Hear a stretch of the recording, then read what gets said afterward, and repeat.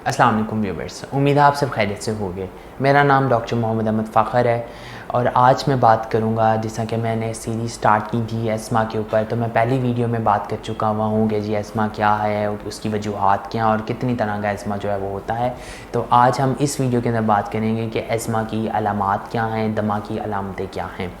तो बात करते हैं कि दमा की अलामतें क्या होती हैं। नॉर्मली ऐसा होता है कि जी अगर मैं बात करूं कि जो मुख्तलिफ़ लोगों के अंदर मुख्तलिफ़ तरह की अलामतें जो हैं वो आती हैं।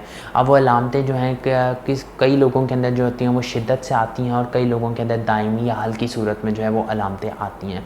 पर अलामतें कौन सी होती हैं जिनको हमने पहचानना है और हम कह सकते हैं कि जी हो सकता है इसको एस्मा है, और अगर हम इन अलामतों को पहचान लें मुकम्मल तौर पर, हम ये फिर मुकम्मली कह सकते हैं कि जी इसको एस्मा है।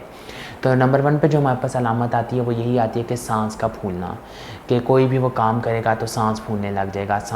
दूसरे नंबर पे आता है कि सीने में जकड़न, उसको टाइटनेस इन चेस्ट जो है वो फील हो रही होती है। वो कोई बेशक बैठा भी है, कोई काम भी नहीं कर रहा, लेकिन फिर भी उसको ऐसा लग रहा होता है जैसे उसका सीना जो है वो जकड़ा गया हुआ है।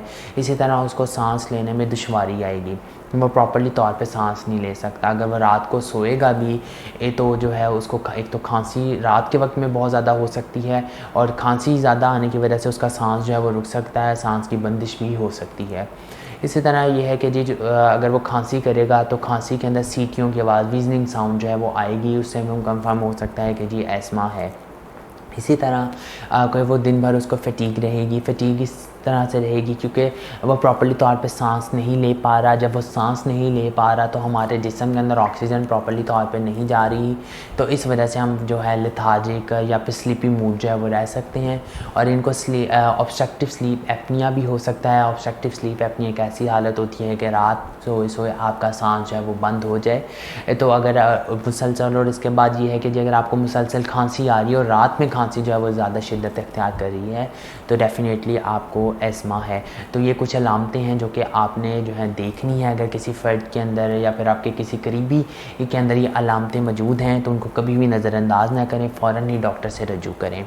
उम्मीद है आपको आज की वीडियो से बहुत कुछ सीखने को मिला होगा, लेकिन अगर आपका कोई सवाल है तो आप नीचे कमेंट सेक्शन में पेश करें, वी विल डेफिनेटली आंसर। दोबारा मुलाकात होगी इस तरह की एक इन्फॉर्मेटिव वीडियो के साथ, तब तक के लिए खुदा हाफ़िज़।